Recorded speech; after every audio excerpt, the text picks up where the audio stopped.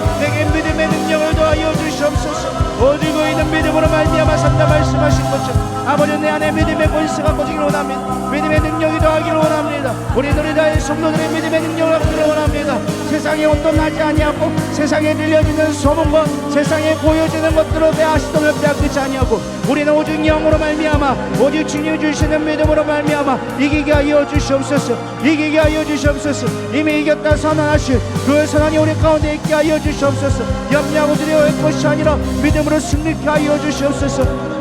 미리 날씨라 웨크라 연날씨라 웨크 미리리리리리 날씨라 웨크라 바바바바바바 미리리리리리리리리 날씨라 웨크라 바바바 연날씨라 웨크 여라바 연날씨라 웨크라 웨겐날씨라 웨크 날씨라 웨크 미리리리리 날씨라 웨크라 와카라와야 와카라와 연날씨라 웨크 미리리리리 날씨라 웨크라 연날씨라 웨크 미리 연날씨라 웨크라 여라 연날씨라 웨크라 연날씨라 웨크라 바바바바 연날씨라 웨크 미디스가 웨크 오 주님 함께 하심에 감사합니다. 주님 영광 받아주시옵소서. 영광 받아주시옵소서. 오늘 예배관을 주님 영광 받아주시옵시고 우리의 믿음의 삶이 더욱더 강건하여질 수 있도록 믿음의 능력이 더할 수 있도록 주님 축복하여 주시옵소서. 함께 하기를 원합니다. 하나님 우리는 연약한 자입니다. 우리는 지혜도 부족하고 우리가 할 수 있는 것이 아무것도 없습니다. 그러나 주님이 우리 나의 주인 되시기에 나의 능력 되시기에 주님을 의지하며 나가기를 소망합니다.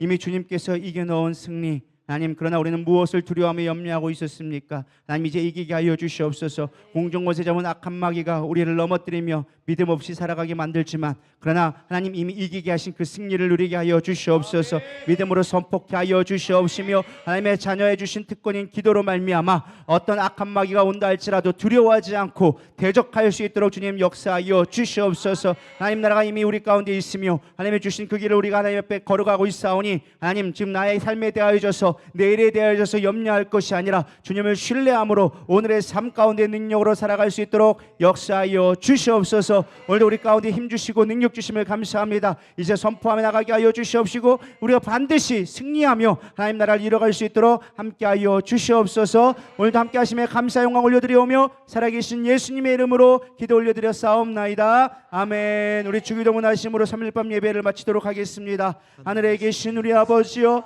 이름이 거룩히 여기심을 받으시오며 나라의 마옵시며 뜻이 하늘에서 이루어진 것 같이 땅에서도 이루어지이다. 오늘날 우리에게 일용할 양식을 주옵시고 우리가 우리에게 죄진 자를 사하여 준 것 같이 우리의 죄를 사하여 주옵시고 우리를 시험에 들게 하지 마옵시며 다만 악에서 구하옵소서. 나라와 권세와 영광이 아버지께 영원히 싸움나이다. 아멘. 승리하고